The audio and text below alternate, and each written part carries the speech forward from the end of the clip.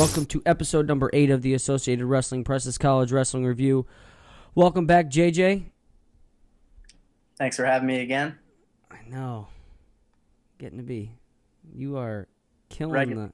Yeah, you're a regular. Bar star. Let's get to what I feel like half of college wrestling was at this weekend, and that was the Cliff Keen Las Vegas Invitational. Some pretty good matches. We'll quick go through just team scores. We'll do top 5. Minnesota's in first. Ohio State took second. Virginia Tech took third. Iowa State fourth. And Cornell fifth. Pretty good showing from the Big Ten. You ready to jump to 125? Yeah, let's get in there. All right, so we had Nashawn Garrett from Cornell wrestling Joey Dance of Virginia Tech. What I thought was going to be a pretty one-sided match ended up being a pretty good match. What'd you think?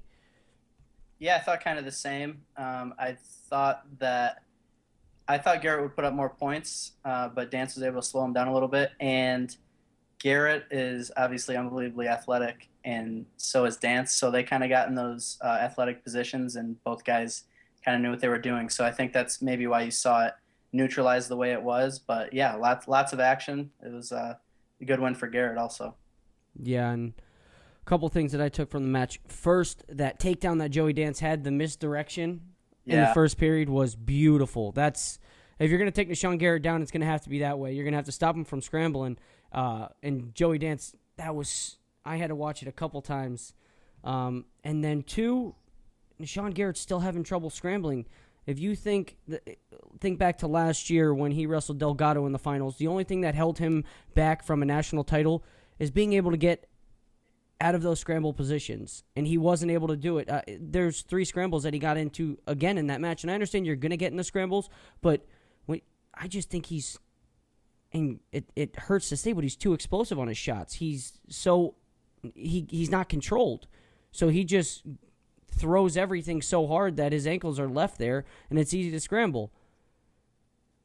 Yeah, I mean, Dance probably the guys that scramble the most in that weight are obviously Delgado, and you got Dance, and then past that it's probably Moisey from West Virginia, who's a really good scrambler. Now Garrett wrestled Moisey, and he didn't have really any problems with that. So maybe it's just Dance is that good defensively, where he's on Delgado's level with that. But I'm sure he's working on it. I'm sure he's not trying to put himself in those positions. But yeah, definitely as of right now, maybe a weakness, or at least in that matchup. Yeah. It was the weird thing about it was watching watching Garrett's arm length opposed to how short Joey Dance was. It's like the biggest contrast in styles and at that weight class, I think, because Joey Dance is so low to the ground, and Nashawn Garrett just he's on his feet, but he's on all fours touching the mat. So, do you think Dance can get him at some point this year? Taking your Virginia bias out of it. No, I don't think so. I don't think so either. I wouldn't give it to him. I just think Nashawn. Do you think anyone besides Delgado? No, absolutely not. I think he showed that with the competition that he wrestled this weekend, and he blew through everybody. Except Joey Dance, but it was just, it was ridiculous.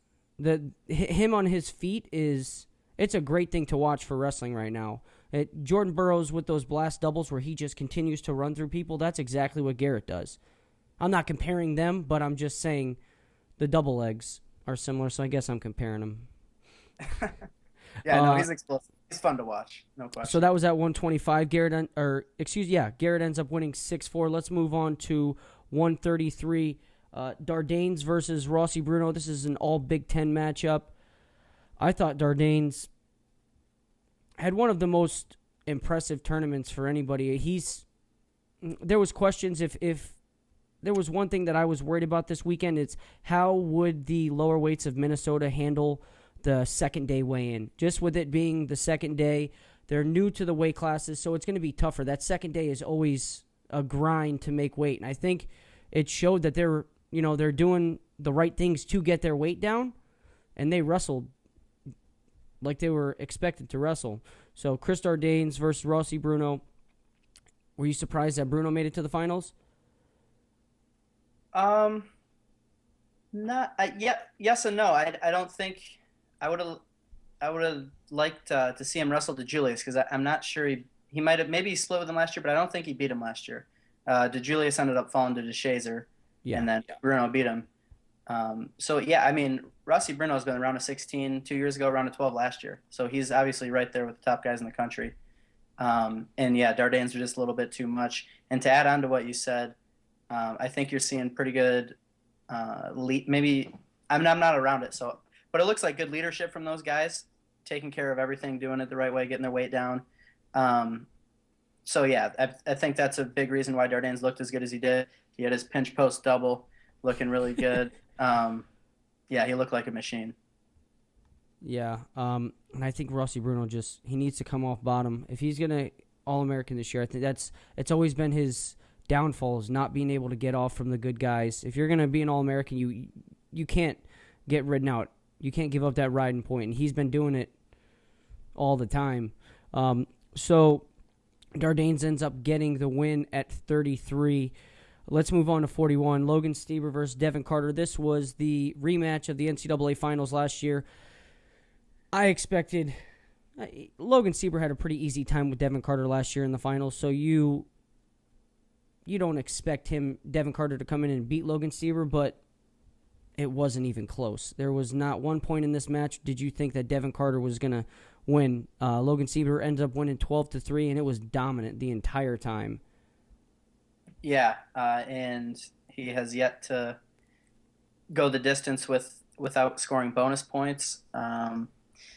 And I thought Carter would be the guy to maybe keep it closer. He's really strong. He's got really good shot defense, but I think Stieber might have scored on 100% of his attempts. So, yeah, he's going to have to figure out a game plan that's going to work against Stieber. I don't know if he'll be able to close the gap by the end of the year, but then again, I don't know if anyone's going to close the gap. Do you think – I mean, he's scored bonus points every match so far, and he's wrestled good guys. Who keeps it the closest with him in the country? Do you think Devin Carter's the closest guy? Port? Yeah, either Port or Devin Carter, but we saw with Devin Carter. Yeah, I would go Port. That's the only – I really don't see anybody else. I don't see it being a problem for him winning his fourth. I really don't. I think it's that easy. But here's another question I want to ask you. Did Virginia Tech jump to conclusions too soon with Sal Mastriani and Devin Carter? Because Devin Carter's is Kevin Dresser going to be okay with Devin Carter taking second or third? Because it depends on where he meets, who he has in the semis. I think it's those three at the end of the year. So it depends on who he has.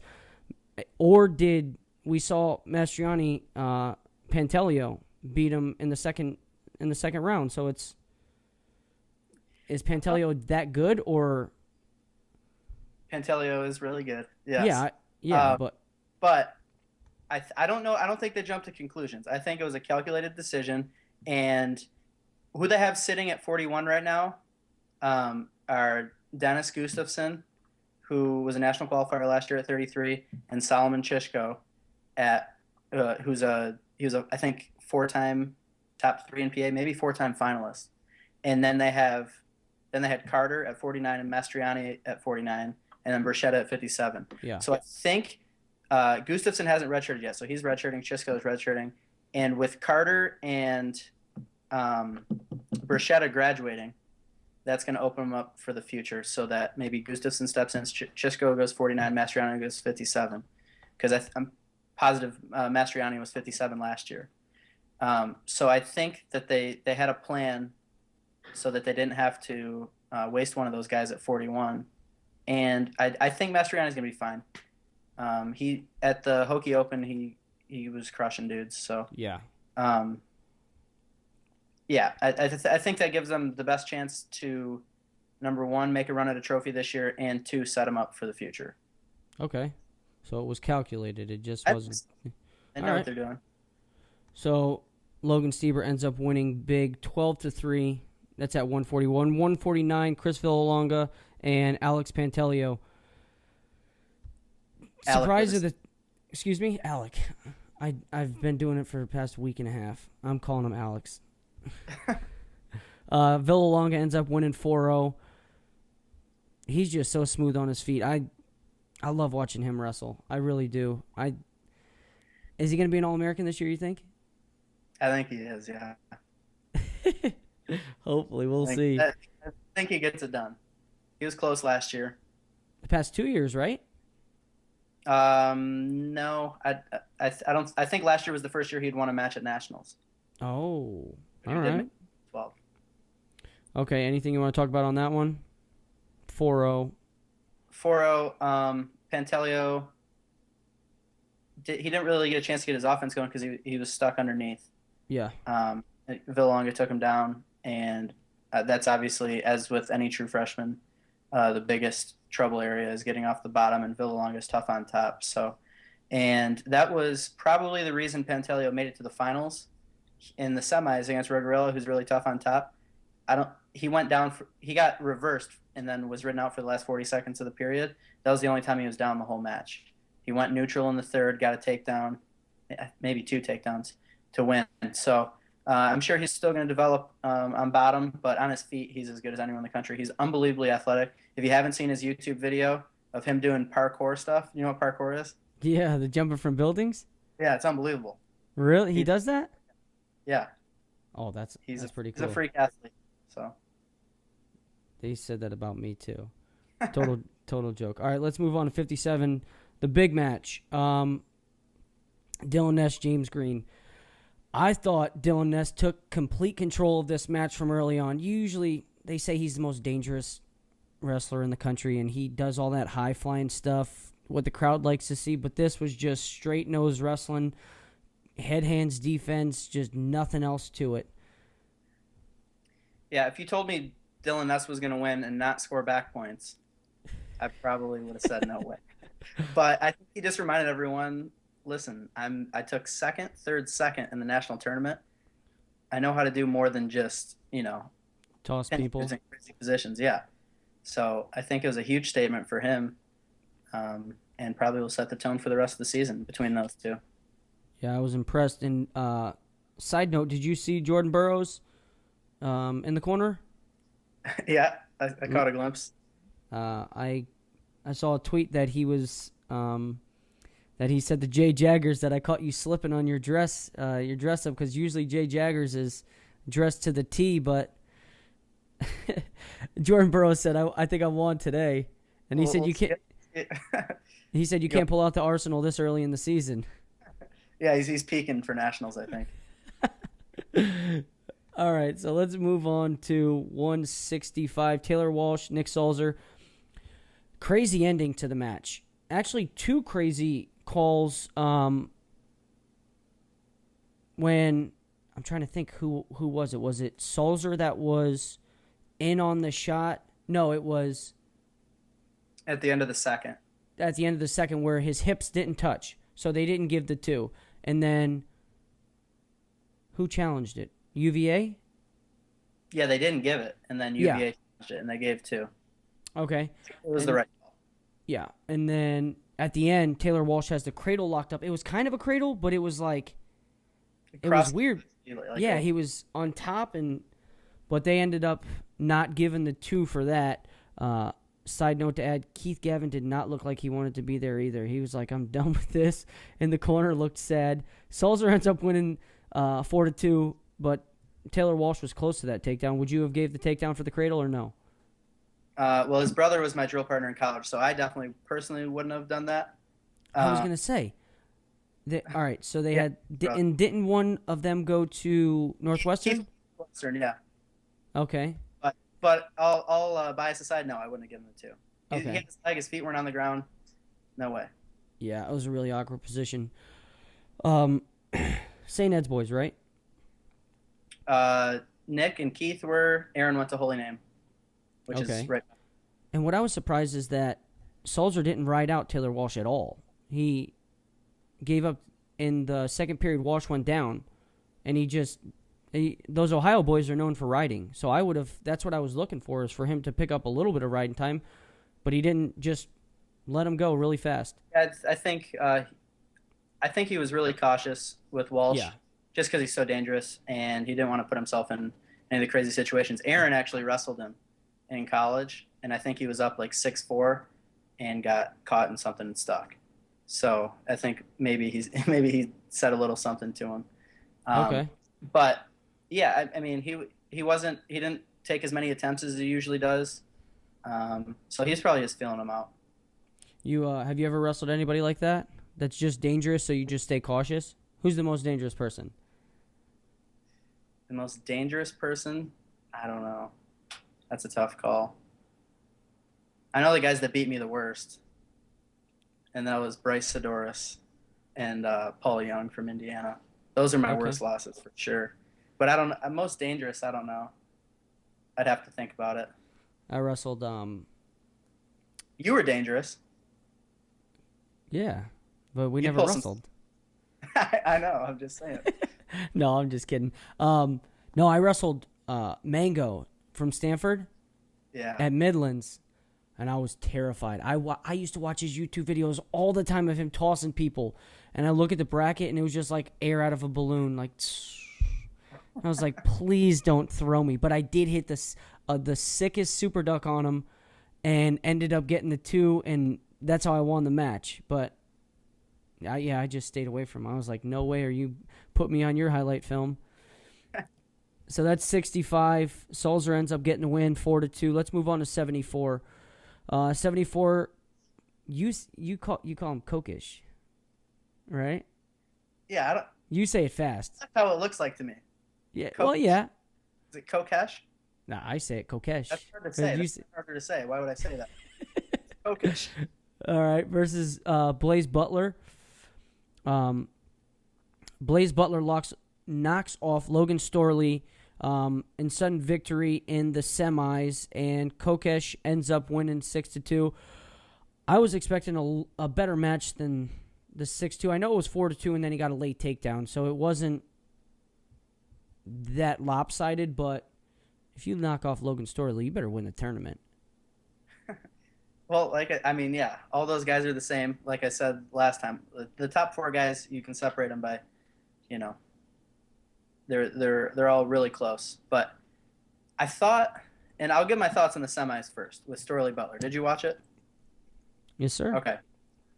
Storley gets behind him in overtime, and Butler rolls forward, out of bounds. No reaction time, though. That's the rule.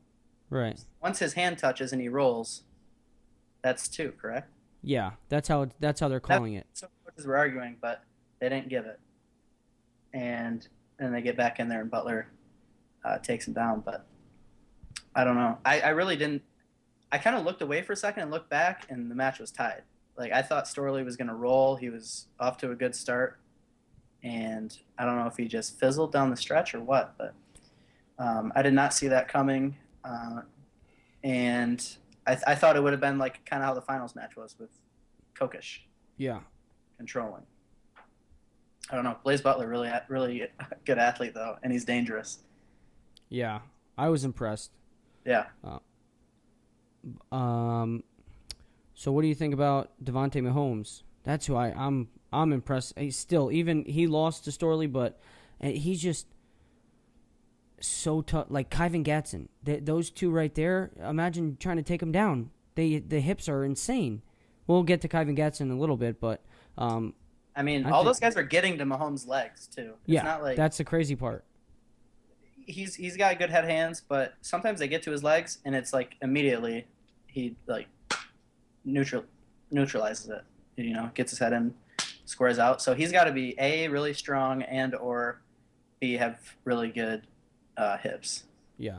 Probably. He's only a true freshman too, right? True freshman, yeah. That's crazy. And he got hurt in his fifth and sixth place match. He defaulted, so I don't know what happened there, but yeah, he's any word on Taylor Massa? I haven't heard. Okay. If you do hear something, please let us know. I will. All right. So Kokish wins 6-2. Let's move to 184. Stauffer and Taylor Meeks. Big 12 matchup, or Pac-12 matchup, excuse me. This was I like this match. I usually stop at 74. I'm not me being a little guy. Those big guys they're too technical for me. What'd you think? I thought Stauffer just completely controlled this entire match, and Meeks is such a big guy for this weight class, so I was expecting not to manhandle him. And correct me if I'm wrong, Stauffer, they wrestled earlier in the year already. And Stauffer won, yeah. Yes. So I was expecting something. I think it was overtime the first time. Okay, and Stauffer came out and got a quick takedown right off the whistle. Yeah, he rode him. He rode him for probably 3 minutes, and I didn't see that coming. But yeah, it was really controlling. I was impressed with Stauffer, especially with Meeks coming off the win over Dean. Yes, very true. Yeah, he's a big guy, scary. Stauffer ends up. Oh, the last video, I thought the weight cut would be a problem for the second weigh-in for Meeks, and he looked to have a bigger gas tank than Dean, which is saying something. So maybe that's not a problem at all for him. I thought it would be. He must have it under control. Yeah, did you feel like Dean was just not himself? Usually when you see him, it's... Yeah, he has a gas tank. He really does. There's not a question in my mind that he could go 7 minutes. You know, some people, you're like, yeah, he can't make it. But Dean, I've never thought that he would die like he did. Yeah, and then he dropped down and lost to Hayden Zilmer. Yeah. Third, fourth too. So, yeah, uncharacteristic weekend. I'm sure he'll be back to form in no time. So better get him out now than in March, right? You got it. All right, so that's 184, 197. The big hitters: Kyvan Gadsden, Scott Schiller. We're gonna go Gadsden Snyder first. What's up? So we're gonna go Gadsden Snyder first. What do you mean? Semis. Talk about it first before the finals. Oh yeah. Sorry. Did I say that? No, I want to talk about that before we get. Okay. Because I was thinking Schiller, and I was like, did I say Snyder? Because I was thinking about that earlier. Yeah. Okay, definitely. Let's go. Your thoughts. All right, my thoughts. Yeah, you called it. You called it on Friday night. Yes, I did. It was nothing scientific behind it, but yeah, I thought it'd be similar to that. And number one, couldn't pay me enough to hand fight Kyle Snyder for 7 minutes. Just brutal. Number two, Kyvan Gadsden, the takedown he got was super slick, and he almost got another one. So I was really impressed. I think the way Snyder wrestles, he can figure out how to win that one by the end of the year. It's just going to be a matter of if he does it or not. And obviously 3-2, but I mean, he's right there. It's probably going to be a one takedown match every time. Yeah. And he's still young. I'll give him time. But that's when you said who do I have? I said he doesn't have enough under his belt to get into one of those matches and when he needs to. I give him a couple of months and he'll be just fine. After the Big Ten season, that's going to be a brawl for him. So we'll see. You ready to move on to the finals? Yeah. All right. Gadsden and Schiller. Who did you pick? Do you remember? We didn't pick it, but there was no way I would have picked Gadsden because I think he lost to him 4 times last year. Yeah. And I wouldn't have picked him either. Scott Schiller he's just that hard-nosed, straight arrow wrestler. You know, he doesn't do too much. It's almost like take out Dylan Ness, and that's all Minnesota. You know, the Dardanes are the same way. Nothing flashy, nothing fancy. Swing singles, straight on doubles. They get it done. Same with Scott Schiller, but the thing that I wanted to talk about is, so Schiller hits the high crotch, and Gadsden sits the corner like he's a 125-pounder. Yeah. Well, he used to be, I think he was like a 60-pounder in high school maybe as a senior. So a lot of times when those guys go up, having wrestled at those lighter weights, it's way more beneficial for them because there's more action going on. So Biondo. Biondo, yeah, Biondo, if he's watching. But yeah, he looked. I, I wouldn't have picked him in that match. Now I don't know if I'll pick Schiller. Like it just seemed like Gadsden separated himself. Right. Like did you at any point in that match do you think Schiller was going to win? Not one. And I actually watched it twice today. Yeah. And I wasn't impressed. I don't know if he just didn't feel so hot or what, but yeah, there was not one point where I thought he was going to get it done.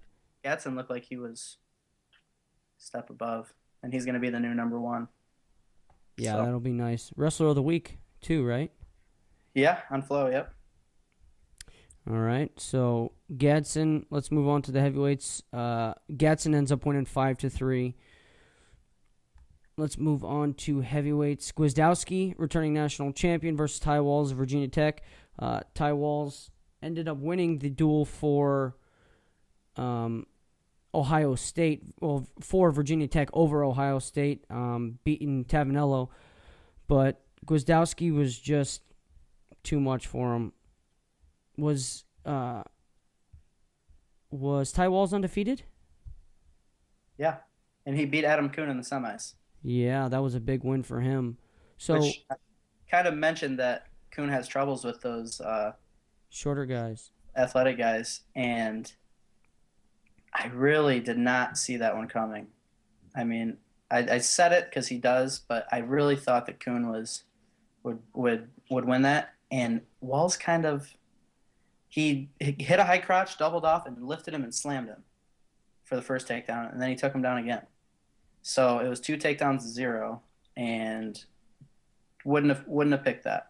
Definitely wouldn't have. So big one for Walls, and then Gwiazdowski in the finals, just right from the get-go was on him, and Walls couldn't catch up. So where was Walls ranked before this?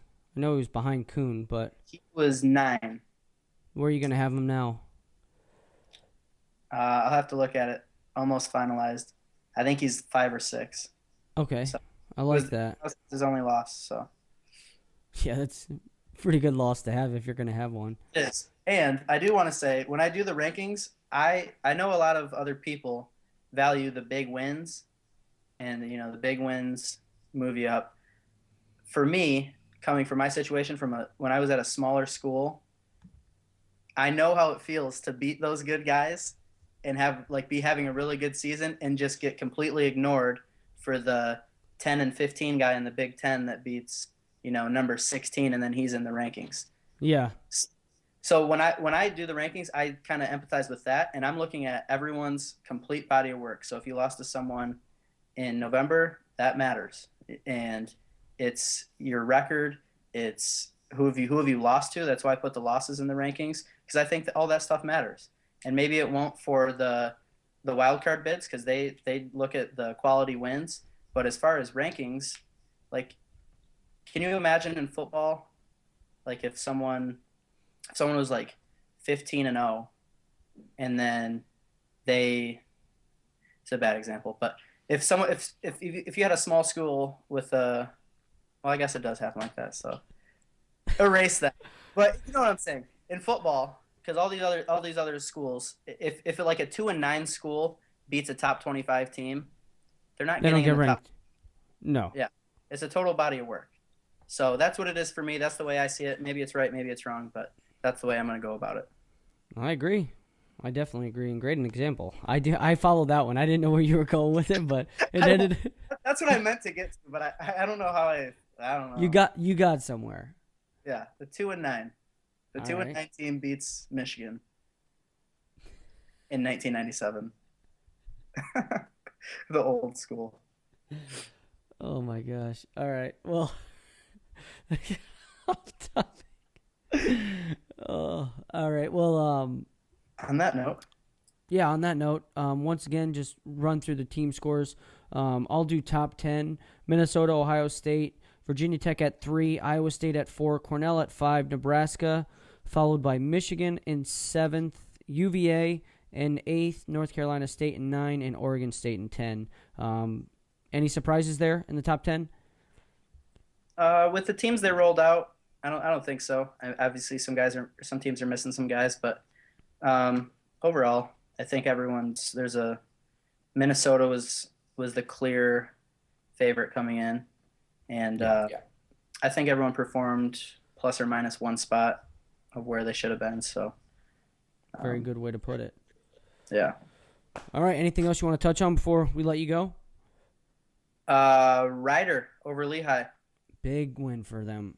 Big win. They're rolling. I think I had them. If I didn't have them top 25 before the season, they were definitely close, and I think people might have not expected that, but their lineup is top to bottom really tough, and they got some freshmen that are making some waves. Donald McNeil just beat Elliott Riddick, so that was a big win for them. Big program win. They're heading in the right direction, and they're off to a great start. So, absolutely. Who's their head coach? Do you know? Gary Taylor, is that correct? Sounds right. I know Nick Betlian is one of the assistants. And oh, really? Yeah. I was thinking about him today when him and no, I never did. Really? Him and Cash Kuroga. For kids that you don't think that, like I was thinking about Earl Hall, Cash Kuroga, and Bedlion for sleepers at the NCAA tournament. No one expected them when they did All-American. I think Bedlion All-American twice, if I'm not mistaken. The first year, no one really expected him. I mean, he was ranked in the country, but he was nothing. I think he beat Scotty Sentis for 7th and 8th or something like that. But I can't remember if I think he lost to him for 7th and 8th. Okay, yeah, you're right. He did. Yeah, but he All-American. So good win for Ryder. Congratulations. Anything else? That's all I got. All right, that's been it for episode number 8. I've been asking JJ Johnson to make sure you follow his rankings on theassociatedwrestling.com. And make sure you follow Wrestling Press on Twitter. And give us some feedback. You can email me at collegewrestlingreview@gmail.com with any feedback. And that's been it. Thank you.